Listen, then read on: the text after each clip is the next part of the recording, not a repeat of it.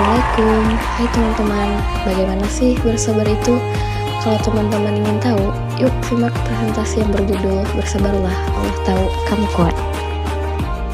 Sebelum masuk ke materi, perkenalkan nama saya Nur Hikmalia, NIM 2288 2011 10005, Prodi S1 Pendidikan Bahasa Indonesia, dengan dosen pengampu Bapak Herman Taufik, MPDI.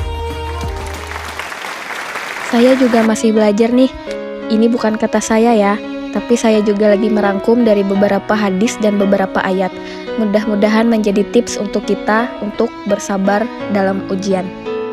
Di sini saya mengutip satu hadis riwayat At-Tirmizi dari Abu Hurairah radhiyallahu an berkata, Rasulullah Shallallahu alaihi wasallam mengatakan, cobaan itu akan senantiasa bersama orang yang beriman, baik laki-laki ataupun perempuan, baik berkaitan dengan dirinya, anaknya, ataupun hartanya, sampai dia berjumpa dengan Allah tanpa membawa dosa.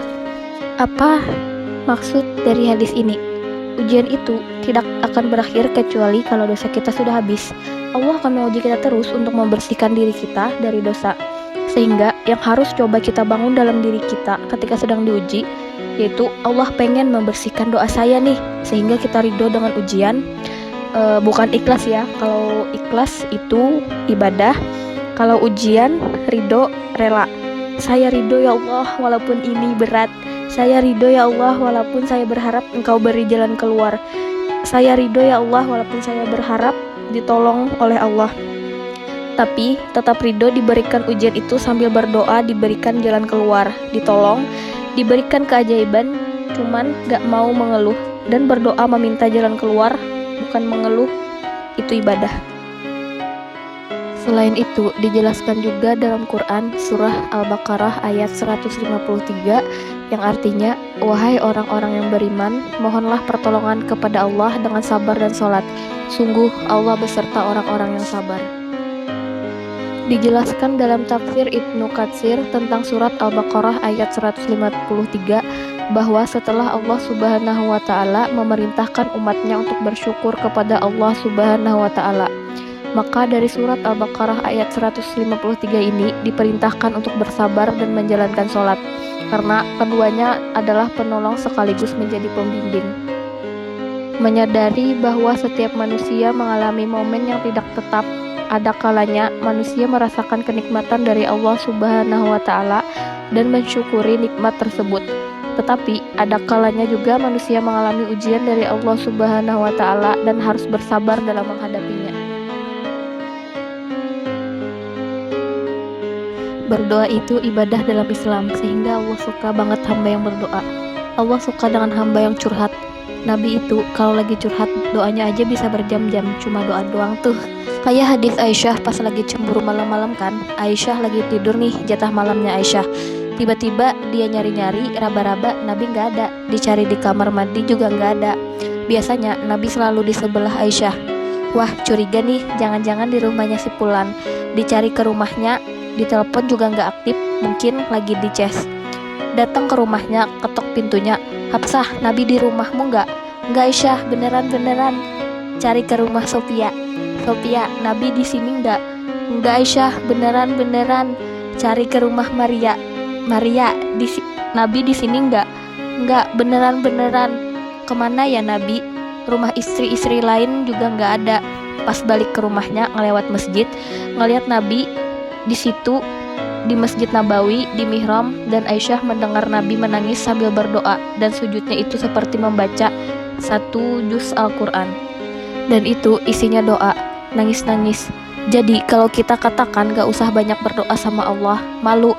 Justru Allah suka kepada hamba yang berdoa. Justru sebaliknya, kalau kita jarang berdoa atau enggan berdoa buat Allah, itu orang yang sombong. Allah gak suka hamba yang gitu. Sama kayak kita lagi ada masalah, punya temen yang kelebihan harta, terus kita kayak bingung gitu nyari pinjaman kesana kemari, dia nggak ngasih tahu. Pas dia dikasih tahu dari orang lain, dia ngomong apa?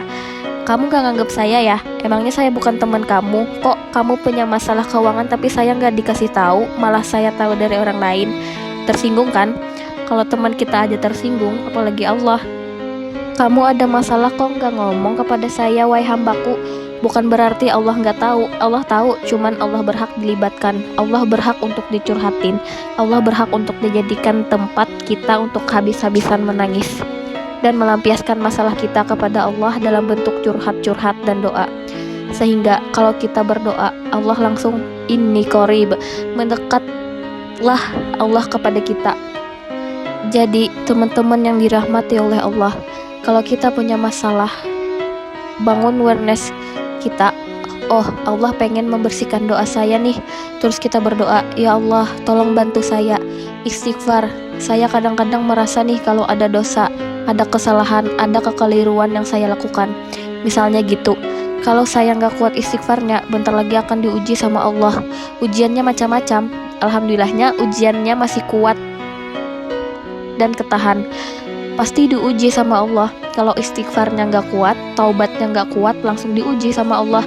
Dan saya langsung sadar, oh bener, berarti yang tadi ini lagi dihapus dosanya sama Allah. Perkencang lagi, perkuat lagi istighfarnya. Kenapa? Karena kalau istighfar kita kuat, berarti kan dosa kita dihapus dengan istighfarnya. Otomatis ujian kita durasinya berkurang. Makin kuat istighfar, makin berkurang.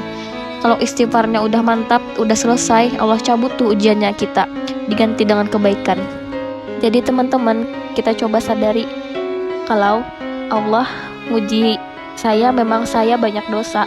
Sebelum kita mencari kambing hitam, nyalah-nyalahin orang lain, sebelum kita marah-marah kepada orang lain, kadang wajar kita marah-marah sama orang lain gara-gara ucapannya, komen teksnya dari dia, wajar.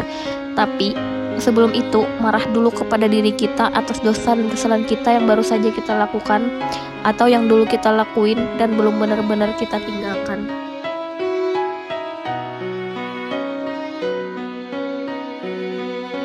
Kalau kita merasa banyak dosa di masa lalu sebelum kita taubat, hijrah, berarti mungkin itulah alasan kenapa sekarang kita diuji setelah hijrah. Kenapa agak-agak harus jungkir balik setelah kita hijrah? Kenapa harus sedikit berdarah-darah setelah kita hijrah? Anggap aja itu untuk mengkifarati, membersihkan dosa-dosa kita yang telah lalu. Supaya apa? Supaya kalau kita pulang kepada Allah, kita pulang dalam keadaan bersih, dan itu pasti akan menjadi orang paling beruntung. Daripada nanti diberesin di akhirat, mending diberesin di dunia. Soalnya kalau dibersihin di akhirat itu lebih berat, akhirnya itu perlakuannya beda dengan di dunia. Di dunia kalau kita salah akan dihafal, dibalas oleh Allah. Kalau kita belum taubat, dibalas oleh Allah sama, tapi di akhirat ukurannya beda. Sehingga heran ya kalau ada orang-orang yang merasa beruntung lolos dari hukuman dunia. Dia pikir dia udah lolos dari hukuman Allah, penting dia beresin dari dunia daripada nanti di akhirat berlarut-larut. Itu bahaya banget kalau buat saya pribadi, dan saya yakin teman-teman juga kayak gitu, gak mau ada masalah di akhirat, mending masalah di dunia aja. Tapi masalah di dunia juga kita gak mau berlarut-larut, pengen cepet dimudah. Insyaallah caranya sifat-sifat istighfar. Tidaklah Allah memberikan kepada kita ujian kecuali salah satu alasannya pengen menghapuskan dosa. Kalau seorang hamba banyak dosa dan dia nggak cukup amal untuk mengkafarat dosa-dosanya, Allah akan menguji dia dengan rasa sedih, dengan rasa kecewa, dengan rasa berat sakit hati untuk mengkafarat dosa-dosanya itu. Yang kita bangun sehingga kalau ada masalah sama orang lain, kita memperbaiki diri dulu, bukan sibuk dengan kesalahan dia terus-menerus yang nggak mau kita maafin. Misalnya ada teman kita nih di kelas sama kita, hal pertama yang kita bangun, astagfirullahaladzim, saya banyak dosa nih, tapi kan yang salah dia. Ya tapi mungkin dia gak akan mengatakan kalimat itu, gak akan bersikap kayak gitu kalau kita gak punya dosa.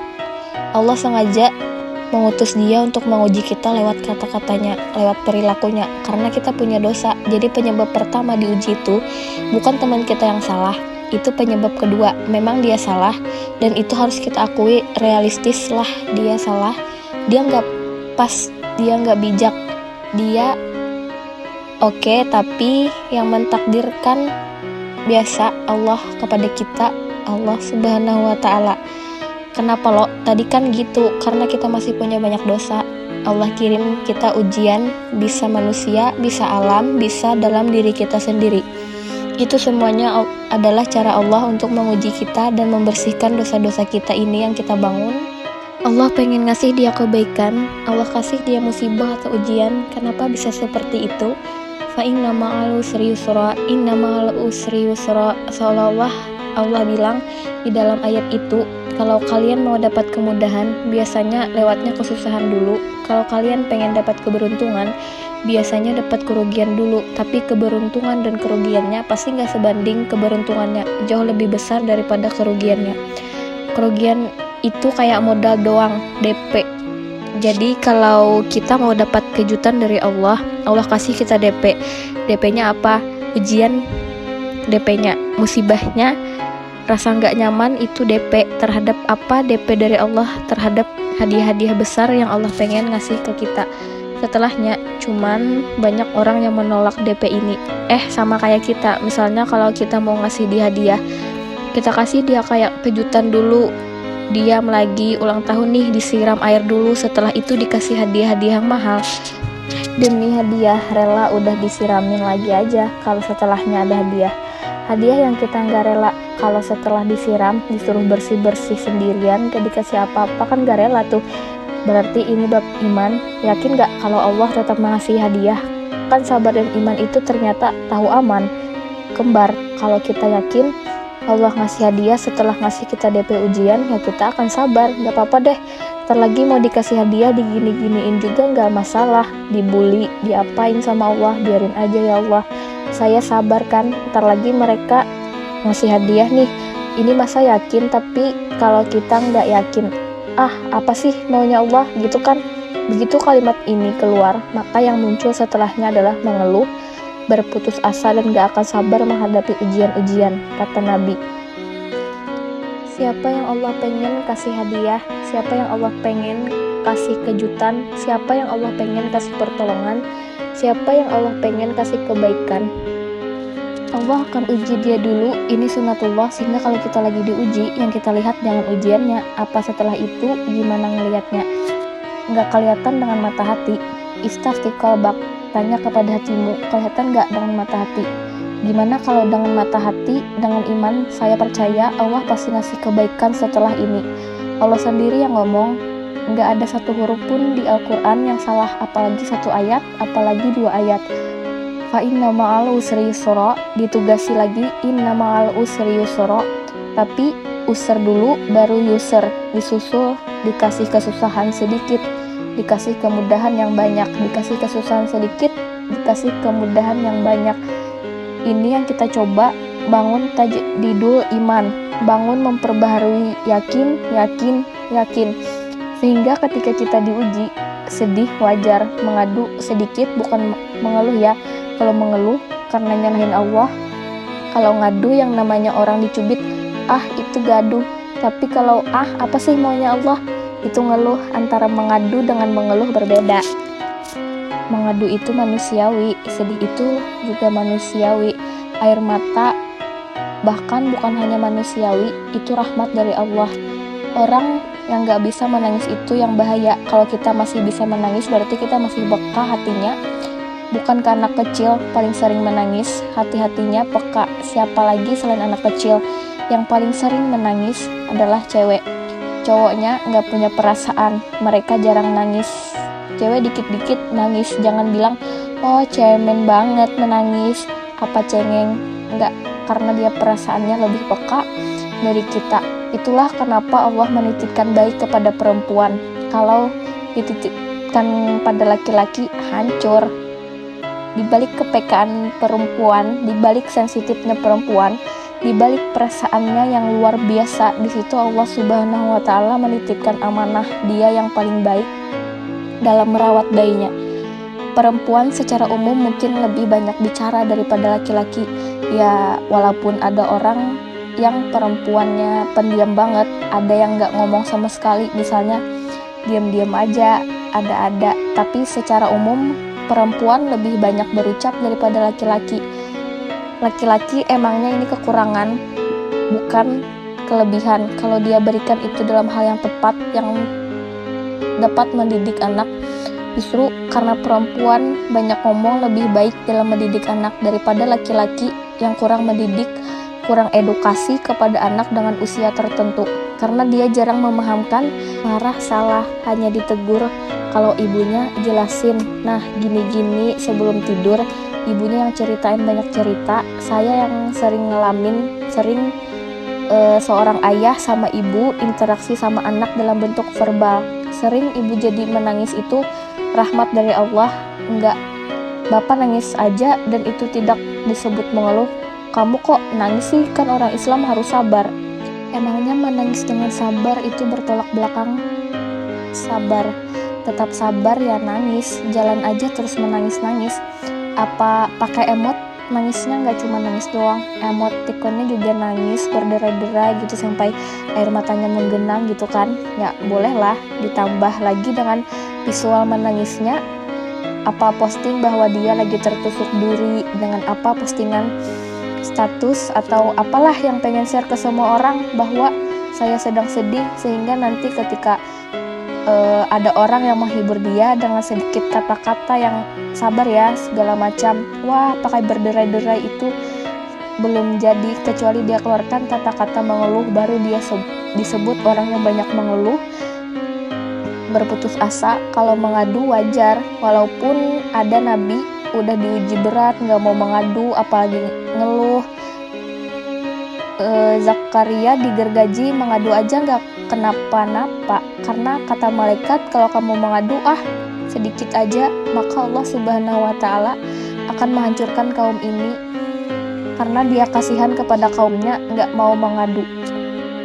Satu-satunya orang yang kita tidak boleh mengadu hanya orang tua. Atau itu mengeluh kalau untuk orang tua. Kalau yang lain gak disebut mengeluh. Kalau ketemuan males gak apa-apa, jangan sering-sering. Tapi apa sih ketemuan bolehlah. Tapi kalau orang tua saja itu bukan lagi mengadu, itu sudah mengeluh, khusus untuk orang tua. Kalau diantara manusia-manusia, kalau kepada Allah dan Rasul pastinya lebih dari itu. Ketika kita diam saja tidak langsung beranjak samina wa ata'na, lebay kayak dewasa ajaib, tidak memenuhi panggilan Allah, itu sudah disebut bagian dari kufur ingkar. Tapi minimal kita mungkin masih mengadu, kita masih menangis, kita masih lelah, kita masih merasa lemah. Setidaknya kita tidak mengeluh. Kenapa? Kita percaya Allah kalau mau ngasih hadiah kepada hambanya, DP-nya itu ujian, dan yakinlah hadiahnya minimal 10 kali lipat lebih baik daripada ujian itu. Minimal, karena nggak ada amal soleh yang dibalas di bawah 10 kali lipat lebih dari amal soleh. Amalnya bukan niat amal yang udah kita kerjakan, minimal dibalas 10 kali lipat.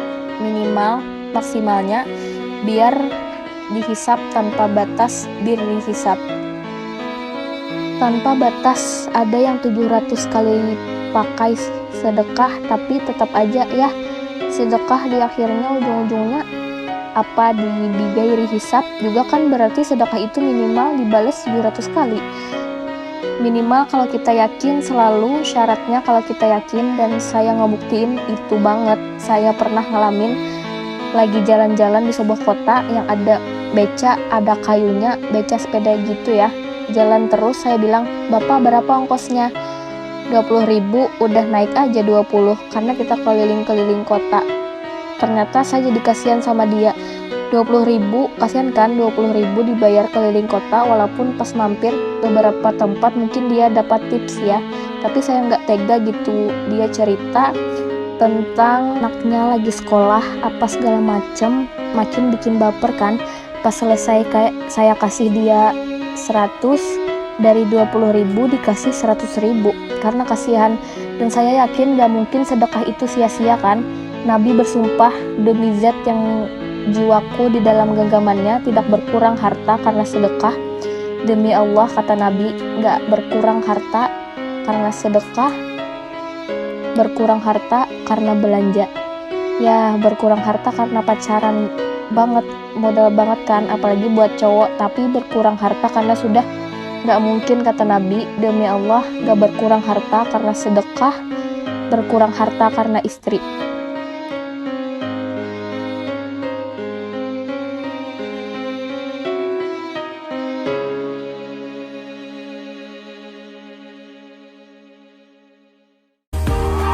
Terima kasih ya teman-teman sudah menyimak sampai habis. Saya mengucapkan maaf yang sebesar-besarnya kalau dalam penjelasan saya terdapat kesalahan ataupun kejanggalan. Silahkan bagi teman-teman untuk memberikan saran buat saya lebih belajar lagi. Dah.